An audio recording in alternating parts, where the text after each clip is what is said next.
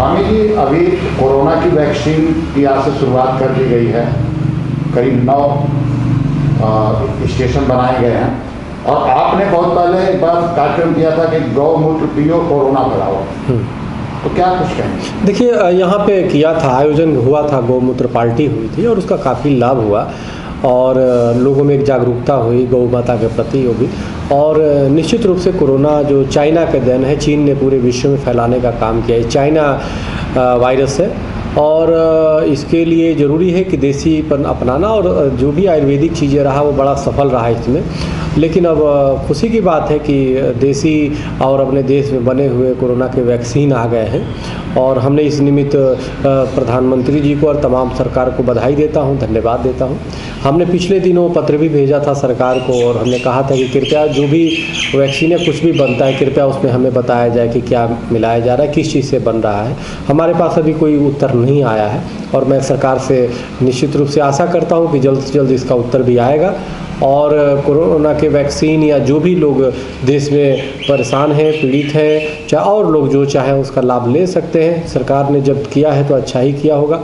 आज प्रधानमंत्री मोदी जी ने उसकी शुरुआत श्री गणेश कर दिया है। अभी देखना है, निश्चित रूप से परमात्मा परम सत्य है और भगवान ने चाहा तो सब पूरा देश एकदम ठीक होगा और इसका लाभ पूरे विश्व के लोग भी लेंगे, क्योंकि भारतीय जो अपनी जो पद्धति है, भारतीय जो अपनी आविष्कार है, जो शोध है, इसका भारत ही नहीं बल्कि पूरी दुनिया में प्रचार प्रसार होना चाहिए। तो यहाँ के वैज्ञानिकों को मैं बधाई दूंगा, यहाँ के जो शोधकर्ता है उनको धन्यवाद दूंगा और सरकार भी बिल्कुल धन्यवाद की पात्र है। इस तरीके से भी कोरोना वैक्सीन को लेकर के विवाद चल रहा था कि कोई उसमें जो धार्मिक के खिलाफ जो इंजेक्शन की बात आ रही थी तो उसको लेके आपने कई बार बात किया, तो क्या कुछ कहेंगे आप? देखिए, मेरा एक कहना ये है कि भी सरकार ने उस पर नहीं किया। मेरा तो मानना ये है, हमारे पास जब तक मैं संतुष्ट नहीं हो जाऊंगा कि किस चीज़ से बना है तब तक मैं खुद अभी तो लूँगा नहीं। अभी तो खैर नंबर भी नहीं आएगा, अभी तो दूसरे की नंबर है, तो इसलिए उसमें समय लगेगा। निश्चित रूप से सरकार उसको पास करेगी कि क्या है और उसमें क्या मिलाएगी, क्योंकि हम अपनी धार्मिक मर्यादा के अनुसार ही हम चलते हैं और धार्मिक मर्यादा के अनुसार ही सनातन धर्म के संतों को या और जो भी है अपने पालन करना चाहिए, हमारा अधिकार है।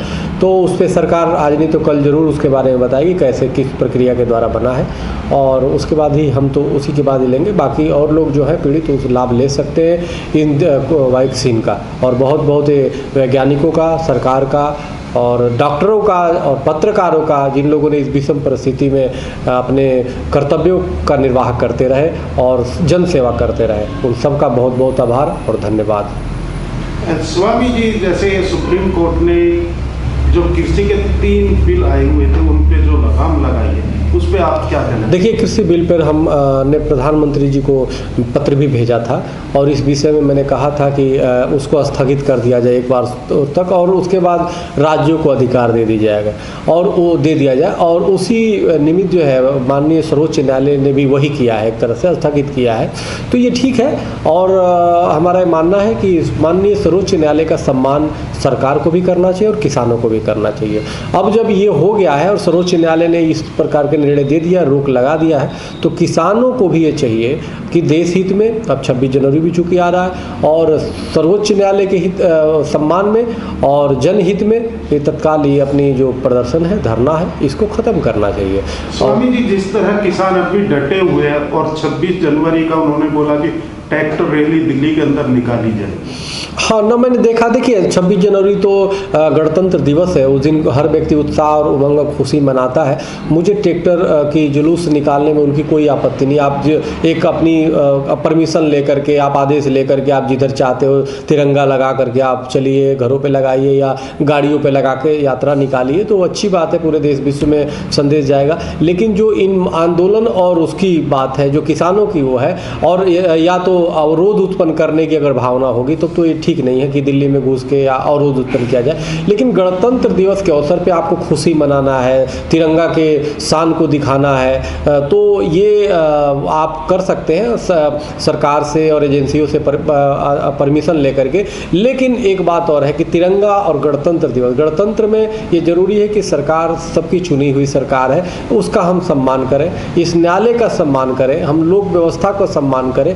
तो अब किसानों का ये दायित्व बनता है कि न्यायालय और सरकार का सम्मान करते हुए अभी इस समय जब रोक लग गई है उस तीनों कानून पे, तो उनको धरना प्रदर्शन को तुरंत रोक देना चाहिए, स्थगित कर देना चाहिए और अपना वो करना चाहिए, क्योंकि 60 से ऊपर लोग अभी तक किसान अपने प्राण गंवा चुके हैं। तो अगर आगे कोई भी कुछ हताहत होता है, मरता है, तो न सरकार इसमें जिम्मेदार हो सकती है, न कोर्ट जिम्मेदार हो सकता है, इसमें तो स्वयं वही लोग जिम्मेदार होंगे।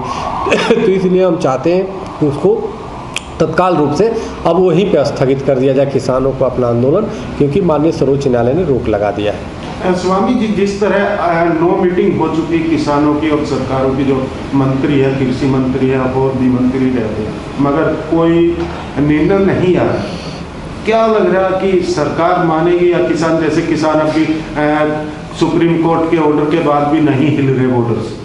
देखिए, ऐसा है, सरकार को और किसान को दोनों को ये समझना होगा कि ये देश सबका है और और इसीलिए और सरकार भी सबकी चुनी हुई है, तो इसलिए हमें दोनों पक्ष से देखना होगा। इस पे खुली बहस होने की आवश्यकता है और किसी कानून बिल पे हमें लगता है कि संसद में पुनः जो शीतकालीन सत्र या कोई भी सत्र बुला करके और इस पे खुली बहस होना चाहिए, इसमें जनता के बीच में बहस होना चाहिए, तो जाकर के स्पष्ट निकल के आएगा। और हमें लगता है जिद नहीं करना चाहिए, बल्कि जनहित की बात करनी चाहिए। Like, share and comment. To subscribe this channel, please press the bell icon.